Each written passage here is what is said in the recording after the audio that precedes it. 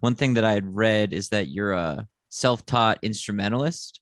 And so I guess a good way to get into it is what you drew you to approaching instruments in the first place. Yeah, I guess the simple answer to that is it was the only thing I knew I could do. It was the only thing I thought I was actually, pretty good at. So I always knew I could sing, and I Mm-hmm. thought, I thought I'd ask my parents to buy me a guitar. Like at that time, all of my friends wanted to play guitar as well, so everyone got guitars. But I feel like, you know, maybe I maybe I picked it up a little better than all my friends, and then I thought, you know what, maybe I could write a couple of songs. So as soon as I learned three chords, I just started writing. So I always wanted to write. Yeah, always wanted to write, and then I began, I guess, trying to form a band with my friends at school, and it wasn't the best band you've ever heard, but it got me writing and it got me playing in front of people until I did it by myself, and it was acoustic music for ages. I wanted to be kind of like Mumford and Sons, Mm. that kind of vibe, and then through that I learned how to use Logic, and then it developed into using synthesizers and fake drums until there was no more guitar left. Cool. So you don't use the guitar like kind of at all in your production process anymore, or is it still play a role? Not so much in the production process, but in the writing for sure. Like there's Mm. always a guitar just lying around my house, and whenever I walk past it, I'm picking it up, and then I kind of just mess around just with the same three chords I always used to play as well. But yeah, I've written a few songs that way. Yeah. I mean, isn't that one of the best kept secrets of music? Is that all you need is those three chords? I mean, Pete, you Yeah, man. don't. I mean, if you do it right, all you need is one little note hanging along the whole track, which is what a lot of it is sometimes. How do you see the instrumental skills? Like, how did knowing the instruments help you transition into Logic and synthesizers? I think really knowing the instruments has helped with writing more than anything, and I Mm. guess with production, I like to think that the reason why my sound was so original when I first started doing electronic music was simply because I had no idea what I was doing. like I Mm. I didn't like at that time I didn't really listen to much electronic music either. I was kind of just experimenting, and that's how I did it. Like I didn't really know how synthesizers worked, so I would take audio and I would manipulate audio until it sounded like a synthesizer. Mm. Little stuff like that, and then like recording. It was really a lot of it was audio based, and Hmm. I was trying to make synthesizers that way, and I think that's why it sounded, a little different.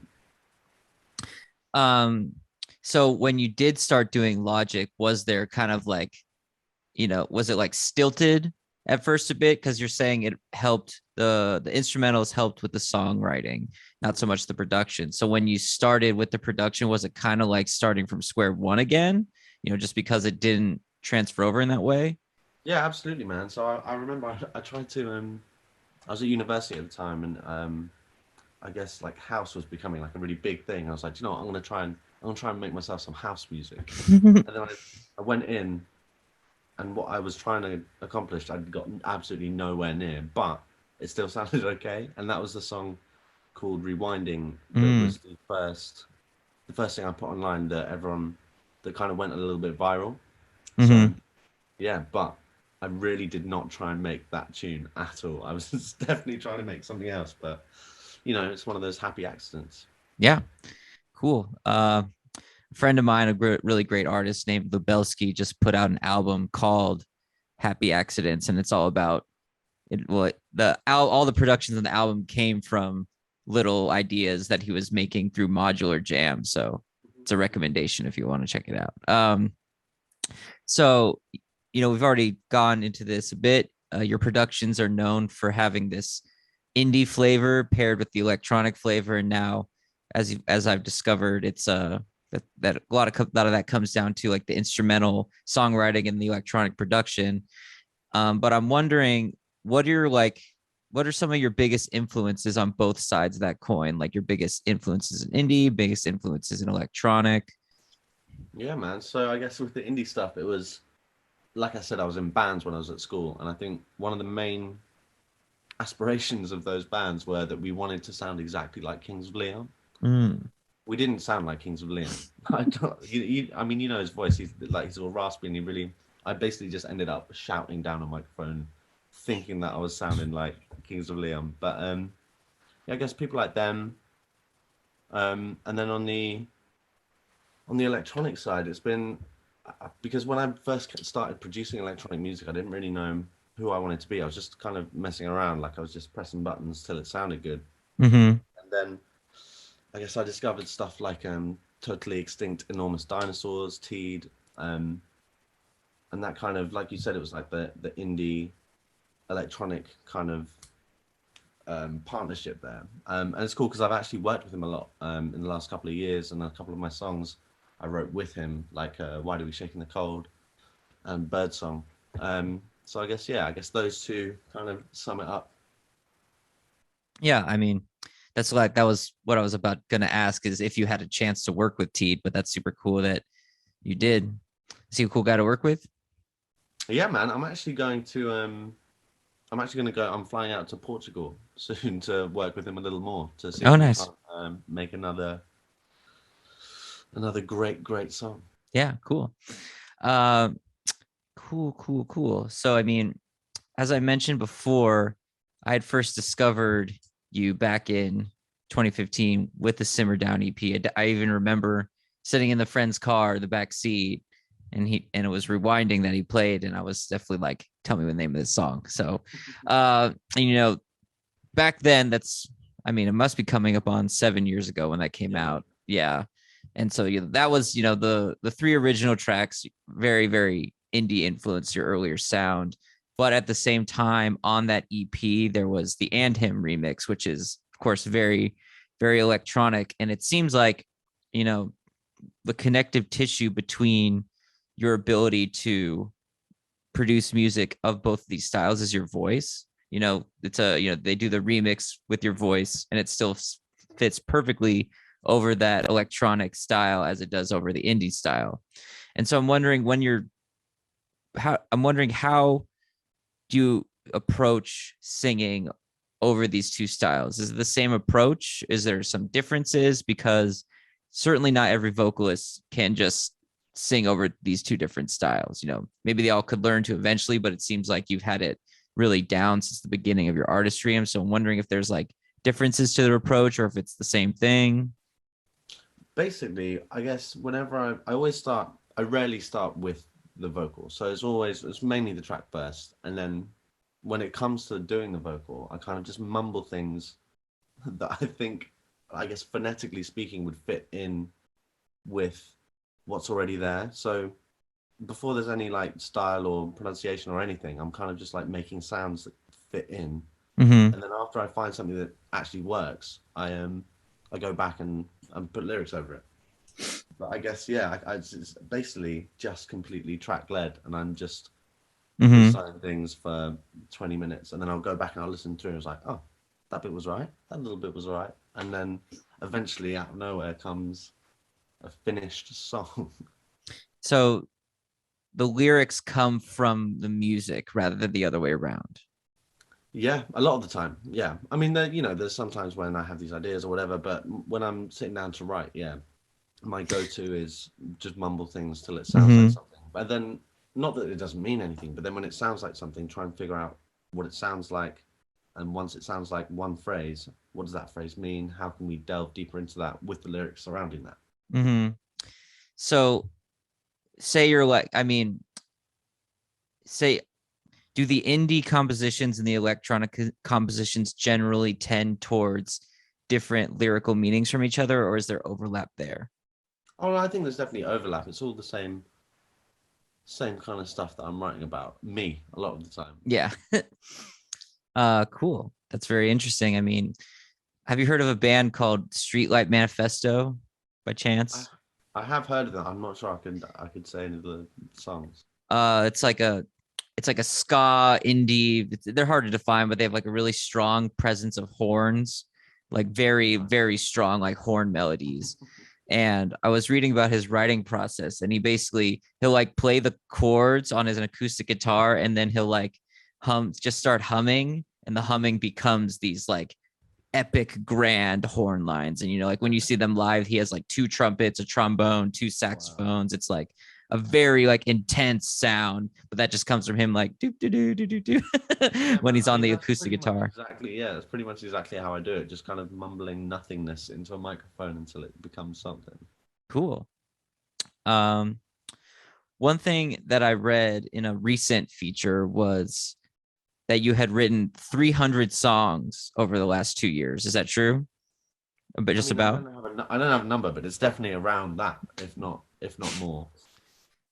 So you've already mentioned that songwriting is kind of like the basis, the genesis of the entire project. Have you always just had that adaptability to write songs, with that sort of efficiency?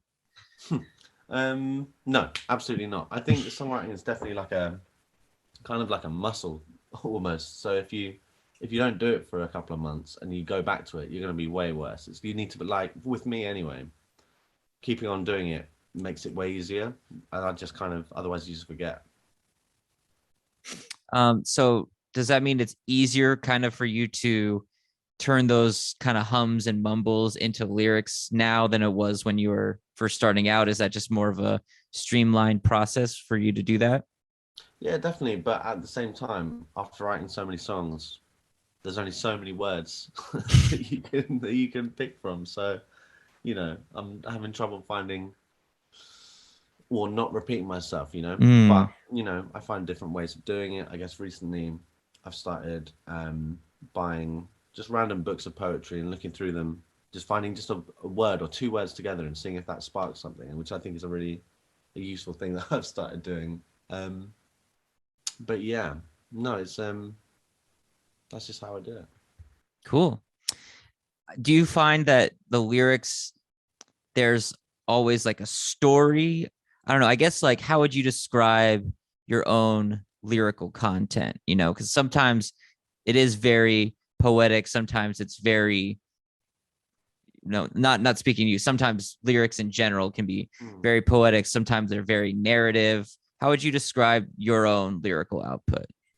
I guess whenever I'm thinking about lyrics for a song, I always have an image in my head. Not so much almost a music video, but not really a music video, like more of a scene, like a scene Mm, from a film. I can really picture it really vividly, and I think that really helps me continue once I have the scene. That really helps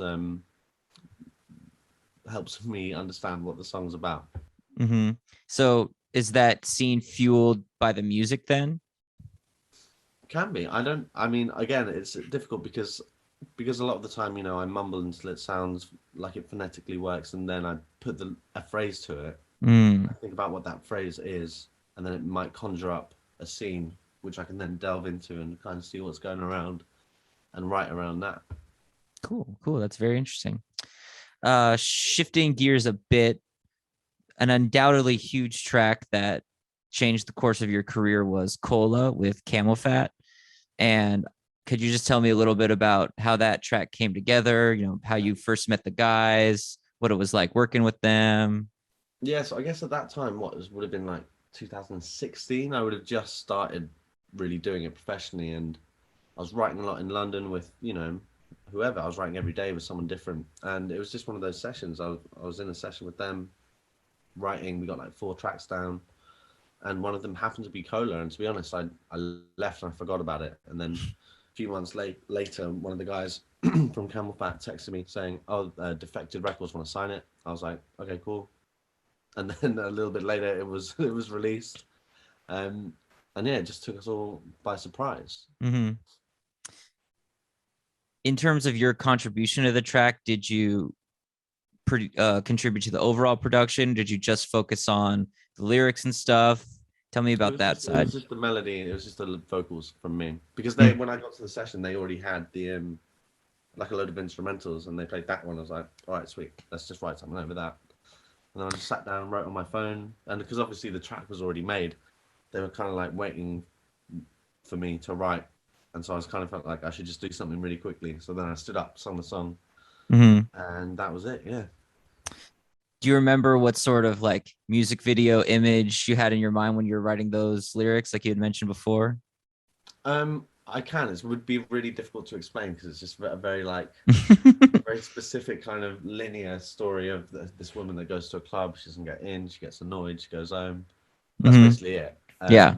But actually, more what I remembered recently was for that for that song, I was really trying to sound like Paul Simon, and it Mm. didn't come again. It didn't come across at all. But I wanted to like say words quickly in a like low, deep breath. Like his song that goes, "Man, March down the street said, why so fast Sam said." That anyway, like that, and I kind of wanted to take from that, and I guess I did in a way. Um, but yeah, that was definitely in my mind when I was writing it. Cool. Um, Following Cola, that's when your presence in house and techno already greatly expanded. I mean, clearly you had the presence before, as you mentioned, Mhm. and him had the remix on your first EP. But I was also reading some more recent interviews for research purposes, and you had mentioned that you're moving more towards electronic in the future, and that Inner Light is an example of that. Mhm. And I'm wondering, is that kind of an intention that you set once Cola blew up the way it did? Were you excited to explore this new genre that you had this new sort of foothold in, or was it kind of something that developed more over time? Like, how did that stronger interest in electronic music kind of come about? I think, really, to be honest, after Cola came out, I actually wanted to go in the complete opposite direction. Like I was like, no, I don't want to be pigeonholed as this guy. I don't want to live here. I want to be doing everything. So then I did the what did I do? I did my first album, which actually like has a lot more indie Mm-hmm. vibes in it. I mean, it has the electronic stuff as well, but it has a lot more indie than a lot of people would have expected. And only since then, I've been like, okay, I've got the I've got the indiness out of my system, and it's always going to be there. Mm-hmm. Um, but it's just that's not really the direction I saw it going, and it didn't feel doesn't like that record was amazing. I'm glad I did it, but it's not going forward. What feels natural to me now. Cool. Um, cool. I mean, I'm definitely really excited to hear this more, electronic side of you, the way that things are coming up. It's going to definitely be really great. Do you think that with this more electronic stuff, you might start doing like more straight up DJ sets, maybe with you singing over it? Is that going to be incorporated into this new direction, or is the I'm live always setup? I'm I'm always going to do the live set because that's what I do. I sing like that's what I'm really good at. Mm-hmm. So I'm going to keep on doing that. I have just started DJing as well now though. So Mm. and I like it. It's fun, man. I play my songs. I play other people's songs. I've never done that before, and it's just Really? there's just something really fun about it. Yeah. I mean, well, I mean, I know you're famous for your dance moves while you're doing your live set. There might be a whole new dance moves that come up with the with the DJ Exactly. I'm working sets. on it, man. I'm still feeling it out. I'm working on my moves. um, can you describe, like, just for the gearheads out there, what is actually in your live setup? What So hardware and all that? with my because I produce on Logic for Ableton for live I use Ableton, Mm-hmm. and I guess I have an MPC, an SPDX, and and just keys, and then also hold on, I'll get to that in a minute, and then I'm kind of just looping stuff in and out. I'm triggering. I'm singing the whole time, and now I have like a live vocal loop. So what I'll do is I'll be singing, and then I'll maybe catch the end of one of the notes, and I'll put a huge reverb on it, and then I can mess around with that. And it's like it means that each show is a completely different show, but simply because I'm ad-libbing completely different things. I'm messing around with my vocals live, which is I've only been doing since August last year. That seems a Mm. really long time ago. Since after COVID, anyway. Since after COVID, that's what I've added to the set, and it makes it way better. You just mentioned that you're doing different things live than you were in the past. How do you notice when you're like when it's how do you know when it's time to evolve the live set? Is it just like maybe what you've been using before feels a bit more routine and it's time to explore more? Does it come with new sounds that you're making, new songs? How do you know when it's time to evolve the live set? I think more than anything, it's like you said, it was becoming a little bit too routine. Like I was just kind of you know, I knew what I was doing. I was going through the motions. It was cool. You know, I was ad-libbing vocals in different ways. But, you know, I really feel like now with this added use of me manipulating my vocals live is Hmm. it's bringing a whole new. It just makes it one. It makes it way more fun for me because everything's different at each time. Still good, Hmm. but just a little bit different. Um, yeah, just to keep it interesting for me more than anyone else. Yeah. Have you ever thought about doing like an acoustic set, anything like that with a band? Yeah, the only thing is my three chords that I would naturally go to would get a little bit played out after the second or third song. But yeah, I mean, I do you know, I do these cabin sessions and hotel room sessions, and a lot of that's just me and a guitar, and it's nice to be able to do that as well at the same time. You know. Cool. Moving things back a bit to some vocal collaborations. I mean, Cola was just one of several you did. Never Gonna Forget with Diplo and Black Coffee, Something About You with Rudimental. Were those, did you approach those in all the same ways that you did Cola, where it was just like, lyrics and melody on the phone? Or was there I guess differences in those sessions? I guess a lot of the time with that stuff, a lot of it was online for one. So for example, with Never Gonna Forget with Diplo and Black Coffee, it was I made the song in Diplo's house, and then it kind of lived there. And then he went to South Africa and he worked with Black Coffee, and he brought up the track, and he's like, and then I think they worked on it, and then they told me, and then it kind of all came together like that. With the Something About You with Rudimental, I had written a song years and years ago, and I just didn't think it was really right. It didn't really, the production wasn't quite right, and then I found out a few years later that Rudimental, I heard it, did some stuff on it, and then there was this finished track. So Mm-hmm. you know, it can with that kind of stuff, it happens in so many different ways. Yeah. I am curious what it was like to work with Diplo on a house track because I mean he made this whole shift towards, not purist, but primarily focusing on house music, what, like 2 3 years ago. And I mean, people who are familiar with his career, it extends back so far. He's been making all this kinds of stuff.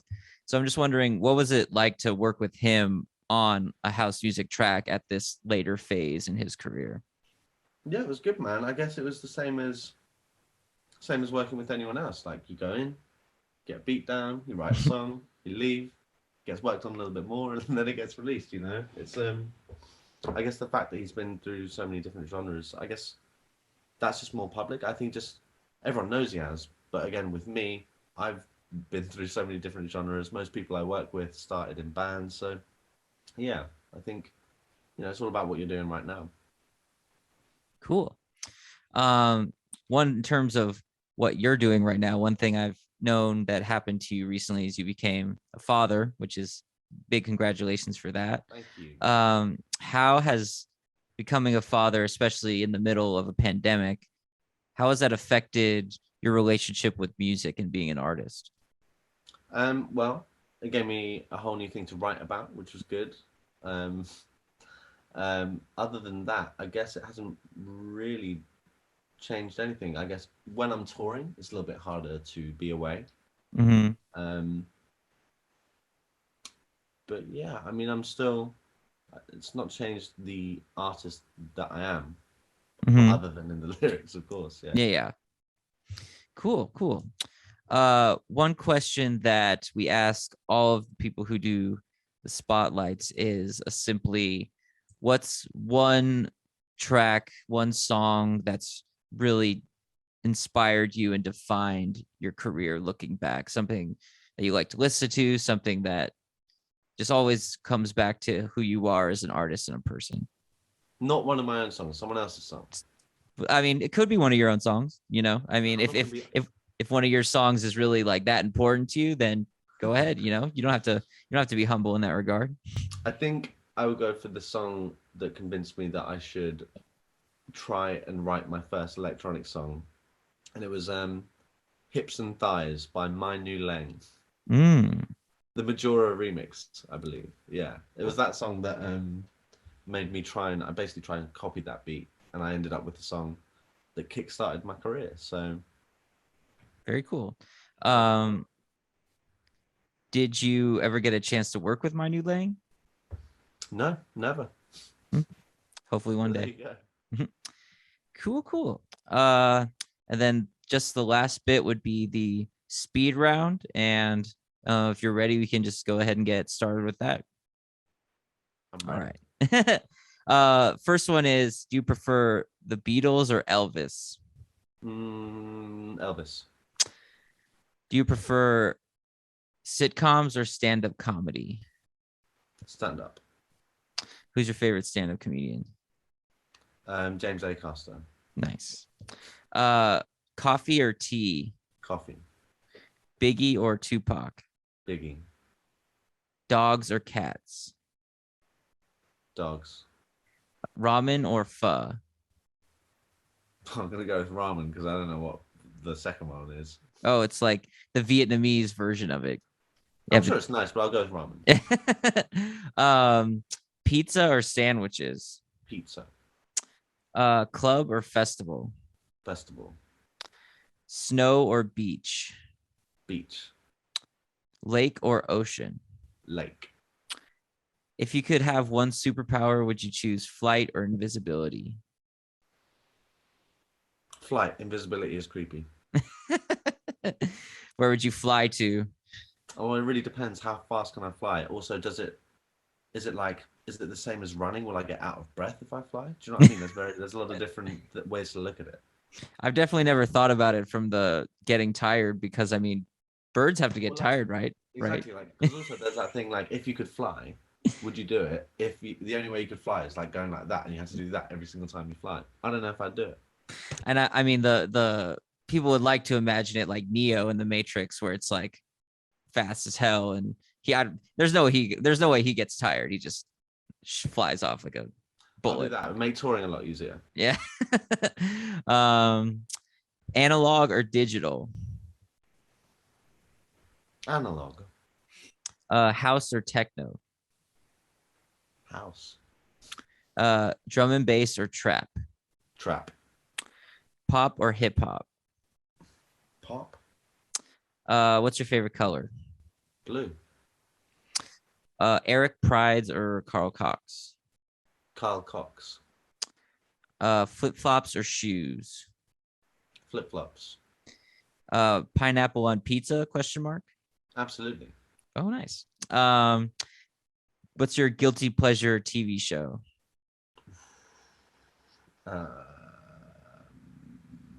Vampire Diaries.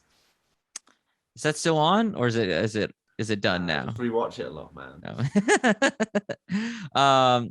Last one is, finish this sentence: before I die, I want to Play at Brixton. No, play at Brixton Academy. Cool. Is that a venue that you've gone to as a fan a bunch of times? It is, yeah. In London, I've seen all my favorite guys there. What's one of them that really stands out? One of them was one of the first shows I ever went to was the Wombats. I definitely know that. You are with the Wombats. Yeah, I know the band name, but I'm not familiar with their music for sure. Yeah, but it was one of the. It's just, it was one of the first ones I remember. It's a proper show that I went to.